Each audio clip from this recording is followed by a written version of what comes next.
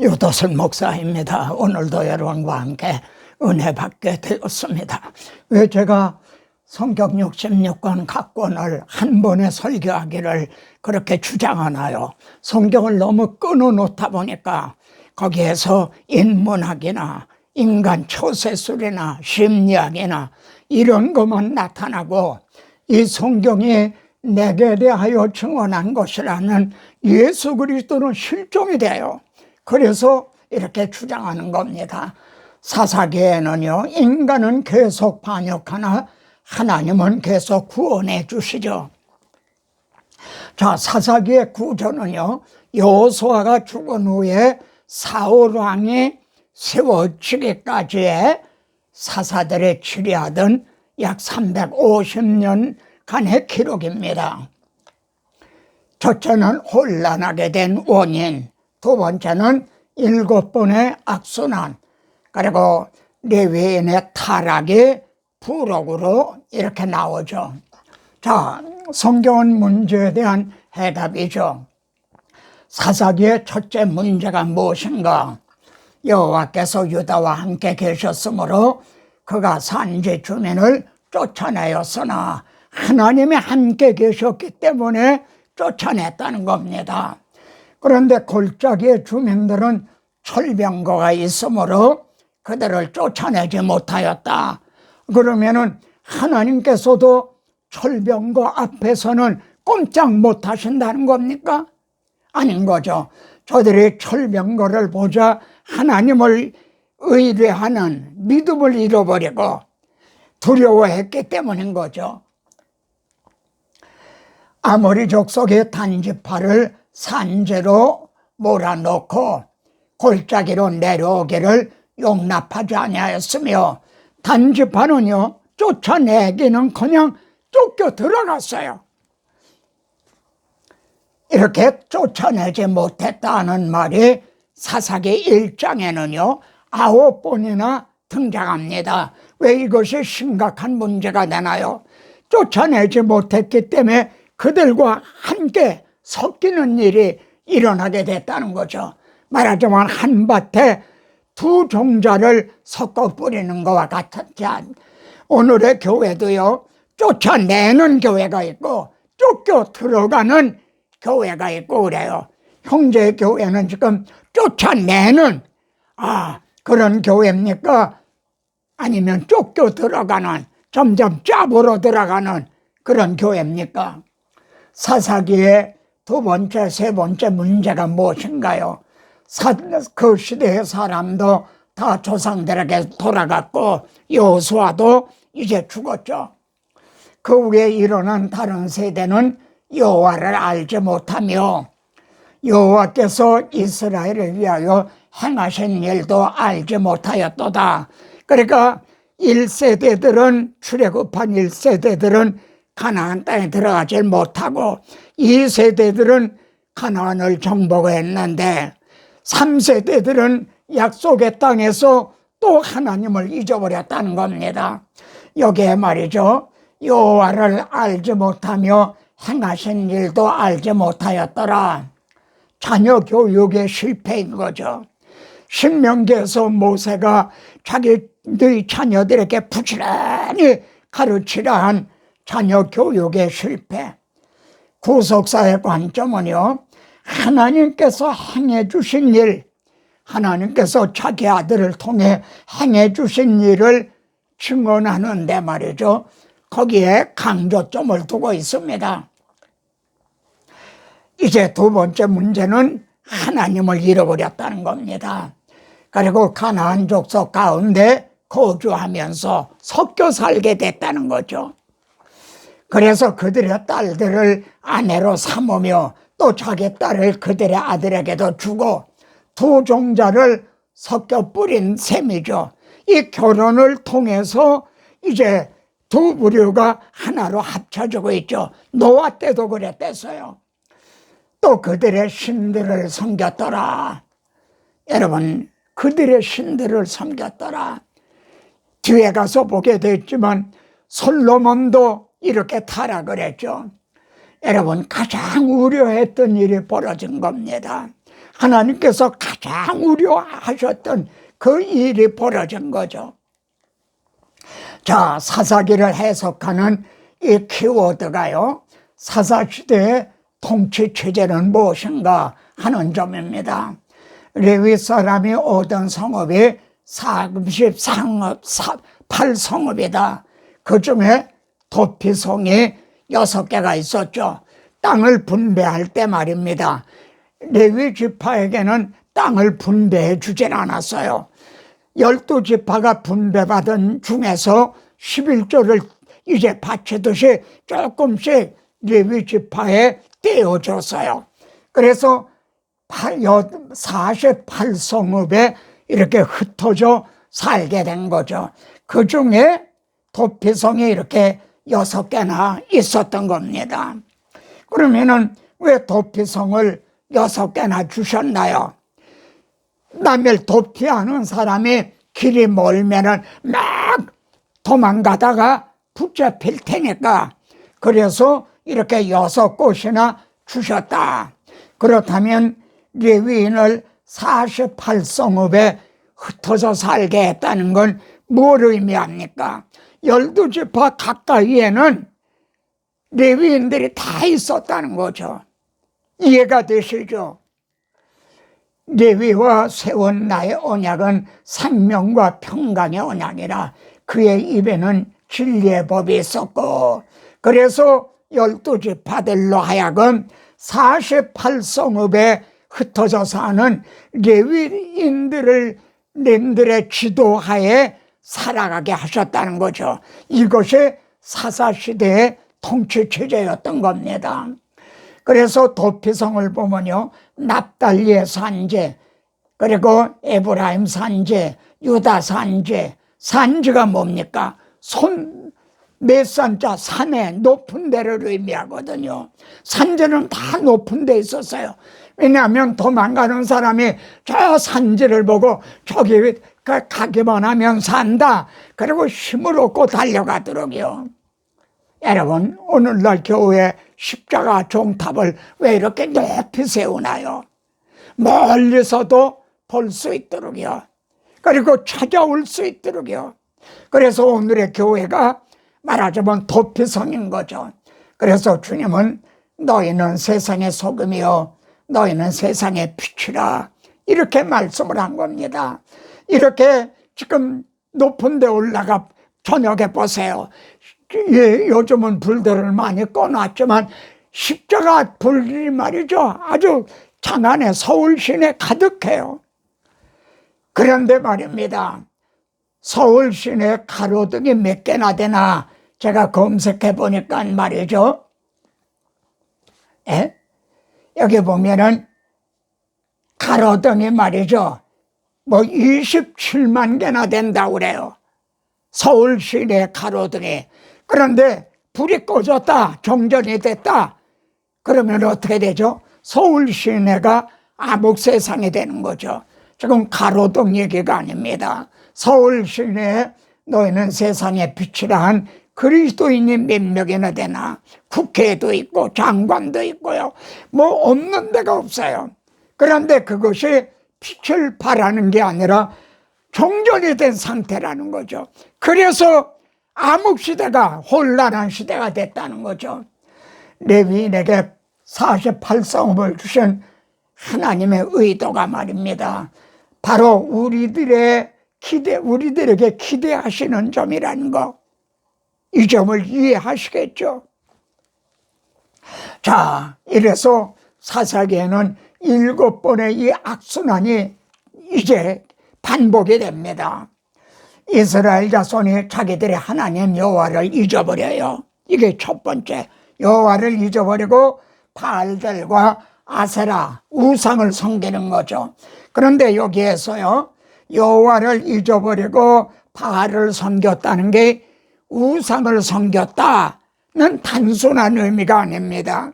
하나님께서 아브라함에게 세워주신 메시아 언약을 잊어버리고 그걸 우상으로 바꿔치기를 했다, 이런 뜻이라는 걸 이걸 놓치지 마시기 바랍니다. 단순한 우상 숭배가 아니라 메시아 언약을 우상으로 바꿔치게 했다는 거죠. 그래서 하나님의 메소포타미아 왕에게 파셨다. 죗값으로 팔린 거죠. 그래서 말이야 8년 동안은 섬겼다. 사사기에 보면요 18년 동안을 20년 동안을 이렇게요 약속의 땅에 들어가서도 또 바로의 노예처럼 또다시 이렇게 종로를 타게 됐다는 거죠. 이스라엘 자손이 여호와께 부르짖음에 막 하나님께 부르짖었어요. 그러니까 한 구원자를 세워 그들을 구원하게 하시니 40년 동안 또 편안해졌어요. 또 여호와의 목전에 악을 행하여 망각을 하고 말해요. 또 여호와를 잊어버리고 우상을 숭배했다는 거죠. 이러기를 무려 7번이나 이제 반복이 되고 있는 거죠. 그런데 말입니다. 심각한 것은 40살 성읍에 흩어서 살게 했던 레위인이 말입니다. 한 번도 등장하지 않는다는 점입니다. 이때 레위인이 없었는가요? 레위인이 너희는 세상의 소금이다, 세상의 빛이다, 그 사명을 감당하지 못했다는 거죠. 소금이 맛을 잃어버렸기 때문에 밟혔다는 거죠. 7번의 악소사는요 구속사에서뿐만 아니라 우리 개인에게도 적용이 되죠. 이렇게 구속사에서 노예가 팔리죠. 그럼 하나님 한 번만 용서해 주세요, 다시는 안 그러겠습니다. 그랬는데 또 망각을 하죠. 우리들도 그래요. 개인도 말해요. 영혼의 고통을 시험을 당하고 그러죠. 하나님 다시는 안 그러겠습니다. 그래서 또 구원해 주시면요 또 망각을 하죠. 개인의 차원에서도요 이런 악순환은 반복이 되죠. 그러면요 나 자신은 지금 몇 번째 악순환죄인가? 형제는 이 몇 번째 7번째가 아니라 몇 번째 악순환인 것 같은가요? 자, 이처럼 7번의 악순환 때 해답이 무엇인가요? 성경은 문제에 대한 해답이라고 그랬죠. 한 구원자를 세워 그들을 구원하게 하시니 여러분 구원자, 이게 해답입니다. 여호와께서 한 구원자를 세우셨으니 왼손잡이 에옷이라 소모는 막대기로 이스라엘을 구원하였더라. 여러분 사사들을 보세요. 약하고 천하고 멸시받고 그런 자들을 택하셔서 그때마다 구원자로 세우셨어요. 기도는 보리떡 300개라는 걸 여러분 아시죠? 하나님께서요 너를 따르는 백성이 너무 많다, 너무 적다, 그게 아니라 너무 많다 이거예요. 그래서 내가 그들의 손에 붙이지 않겠다. 왜냐하면은 이는 나를 거슬려 스스로 자랑하기를 내 손이 나를 구원하였다 할감이라. 고린도전서 1장 29절에서도요 아무 육체라도 하나님 앞에서 자랑하지 못하게 하려 합니다. 그래서 세상에서 약하고 천하고 멸시받고 없는 저 같으뇨 우리들을 택하셔서 이렇게 쓰시는 거죠. 사사시대도 그랬어요. 그런데 오늘날의 목회자들이 너무 지혜로운 건 아닌가요? 너무 유식한 건 아닌가요? 그래서 자기를 의지하고 자기 지혜를 의지하고 그러는 건 아닌가요? 여러분 여호와께서 구원자를 일으켜 구원해 주셨다. 그런데 말입니다. 사사기에서요 여호와가 177번이나 등장한다는 겁니다. 여러분 여호와의 명칭이 어떤 뜻이죠? 출애굽기에서 계시하셨어요. 우리를 구원하시는 분, 이분이 여호와예요. 사사기의 그 암흑한 시대에 여호와가 177번이나 등장을 해요. 그리고 구원하신 것이 23번이나 등장을 해요. 인간은 고집되지만 하나님은 이처럼 신실하시게요. 이 점을 또 여러분 기억하시길 바랍니다. 사사시대 구원자는 그림자였죠. 12명의 구원자가 사사가 등장을 합니다. 그런데 그분들의 신혼을 보세요. 그런데 아들을 낳으리니 이름을 예수라 하라. 왜 예수라는 뜻이 뭡니까? 이는 그가 자기 백성을 그들의 죄에서 구원할 자심이라. 그러니까 참 구원자는요, 예수 그리스도시라는 거죠. 이게 사사기를 통한 예수 그리스도를 증언하고 있는 겁니다. 자, 그런데요, 사사기의 17장에서 21장은 부록과 같아요. 두 개의 부록이 등장해요. 근데 그때 왕이 없으므로가 이 부록에 4번이나 등장합니다. 자, 그때의 이스라엘 왕이 없으므로 17장에서 21장까지요, 왕이 없다는 말이 4번이나 등장해요. 그런데 하나님의 백성들에게 왕이 없던 때가 있었나요? 대답 좀 해보세요. 왕이 없던 때가 있었나요? 너희를 속량하여 너희를 내 백성으로 삼고 나는 너희 하나님이 되리니 나는 너희 하나님이고 너희는 나의 백성이다. 구속으로 말미암아요. 그러면은 40상읍의 지도자로 세움을 받은 레위인들이 왕이신 하나님을 잃어버렸다는 증거죠. 그래서 사사시대가 암흑시대였고 혼란한 시대였던 겁니다. 레위인들이 하나님의 왕이시라는 거, 이걸 잊어버렸어요.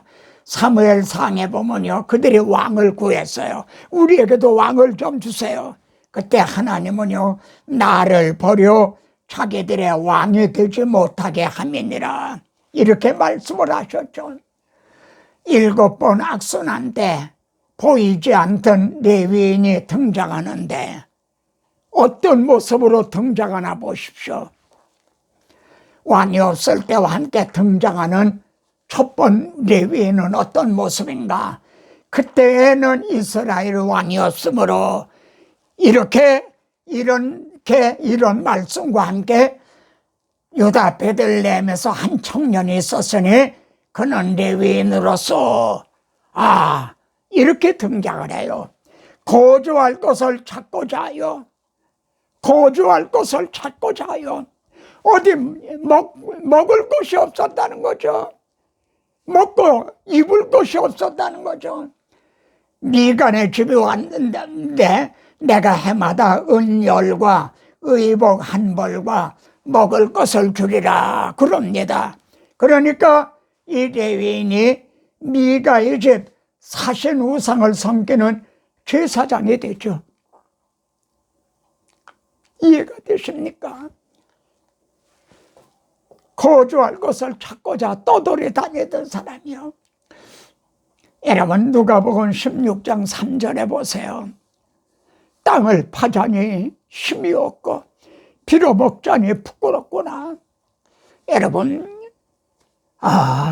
하나님의 말씀을 대언하는, 이제 이 말씀의 사역자로 세움을 받는다는 건 참 영광스러운 일이죠. 근데 목회자가 타락하면요, 가장 추한 자가 됩니다. 다른데 아무 쓸모가 없어요. 가장 추한 자가 돼요. 땅을 파자니 힘이 없고 비로 먹자니 부끄럽구나. 그래서 우리나라 속담에 말입니다. 죽어도 시집 울타리 밑에 가서 죽어라. 여러분, 한 번 목회자가 됐으면 끝까지 이제 정말 승리해야 되는 겁니다. 왕이 없을 때와 함께 등장하는 두 번째 레위인의 모습은 어떤 모습인가요? 이스라엘 왕이 없을 그때에 에브라임 산지에 어떤 레위 사람이 유다 베들레헴에서 첩을 맞이하였더니 레위인이 말입니다. 또 첩을 맞이했어요. 그런데 베냐민에 속한 기브아에서 말해요. 이 성폭행을 당하다가 이 첩이 죽어요. 그랬더니 레위인이 말입니다. 첩의 시초를 12머리를 냈어요. 이렇게. 그래서 12지파에다가 요즘 말로 하면은 말이에요. 택배로 다 보낸 거죠. 그러니까 11지파가 이럴 수가 있느냐?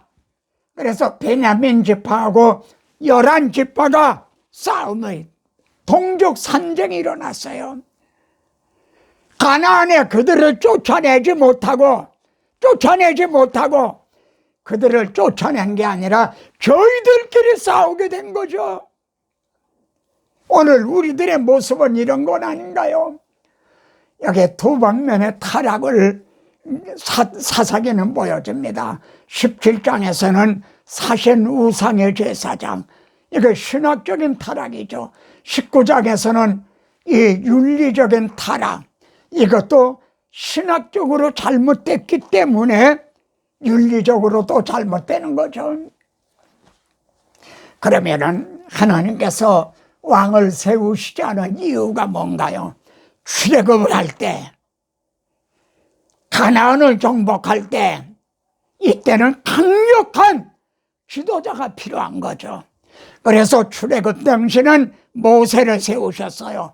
그리고 가나안을 정복할 당시는 여호수아를 세우셨어요. 근데 이제는 약속의 땅에 들어가서 땅을 분배받아서 이렇게 이제는 안식하게 됐죠. 그래서 48성읍의 레위인들로 하여금 이렇게 지도하에 살아가게 하신 거예요. 그런데 사무엘상에 보면요, 왕의 제도는 이러하다 그러시면서요, 너희 아들들을 데려다가 또 자기 밭을 갈게 하고 소년과 나귀들을 끌어다가 자기 일을 시킬 것이며 너희 양떼들의 10분을 거두어 가려니 너희가 그의 종이 될 것이라. 여러분, 여기에 보면요, 취하려니 하는 말이 5번이나 나옵니다. 이게 개역 성경에는 이렇게 됐어요. 근데 개정에는 거두어 가려니 끌어다가 뭐 이런 식으로 번역을 했어요. 이건 이대로 놔두면 더 좋은 거죠. 취하고 결과는 너희가 그의 종이 될 것이라. 내가 너희들을 값을 주고 샀는데 너희들이 그들의 종이 될 것이라. 알겠느냐? 그래서 내가 왕을 세우지 않았다. 이 말씀은 오늘의 지도자로 세움받은 저 같은 목사들에게 가슴을 찌르는, 칼로 가슴을 찌르는 그런 말씀인 거죠. 하나님의 예비하신 왕은 어떤 왕인가요? 인자여온 것은 섬기려 하고, 이렇게 잡히던 날 밤에도 제자들의 발을 씻겨주셨죠. 자기 목숨을 많은 사람의 대성물로 주려 함이니라. 이 점을 사도 바울은요, 너희 가운데 전파된 하나님의 아들 예수 그리스도는 어떤 분인가? 예하고 아니라가 함에 되지 아니하셨으니 예수 노 하시지 않았다는 거죠. 그에게는 여러분 예만 되었나니라. 자기 목숨까지도 우리를 위해 대신 죽어주시는 예수 그래, 나의 원대로 마옵시고 그에게는 예만 되었나니라. 아니라가 아니었다는 거죠. 이게 하나님이 세우시는 왕이었죠. 하나님의 약속은 얼마든지 그리스도 안에서 예가 되니 그런즉 그로 말미암아 우리가 아멘 하여 하나님께 영광을 돌리게 되나니라. 얼마든지 이해가 되니 그럽니다. 하나님께서 이세 아들 중에 내가 한 왕을 예선하였나니라. 그가 다윗이었죠.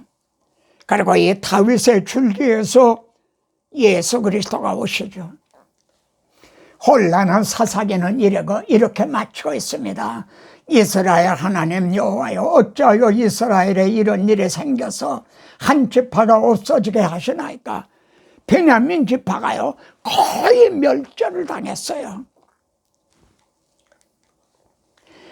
이때는 이스라엘에 아직 왕이 없어서 같이 한번 읽겠습니다. 사람들마다 다 자기가 하고 싶은 대로 하고 살던 때였다. 현대인의 성경입니다. 사람들마다 다 자기가 하고 싶은 대로 하고 살던 때였다. 성령님의 인도하심을 말씀에 따라 사는 게 아니라 자기 중심적으로 살았다는 거죠. 이게 사사시대입니다. 우리는 사사기의 구원자를 또 하나 부록이라 할 수 있는 룻기에서 만나게 될 것입니다. 성령께서 사사기를 통해서 교회들에게 하시고자 하는 말씀이 무엇인가요? 사사시대의 통치제대는요, 하나님께서 48성읍의 레위인을 통해서 하나님이 친히 다스리시는 고도의 신정체제였습니다. 아주 고도의 신정체제였다. 오늘의 교회 통치체제도 동일합니다. 지금 우리에게는 눈에 보이는 왕은 없지만 영원히 왕 노릇하실 왕중 왕을 모시고 있는 거죠. 이를 망각하고 제멋대로 행하는 오늘의 레위인은 누구입니까? 너희는 왕같은 제3장들이라 한 지도자를 세움받은 목회자가 그러한 것은 아닌가? 사사기를 대하면서 고민을 하게 되는 거죠.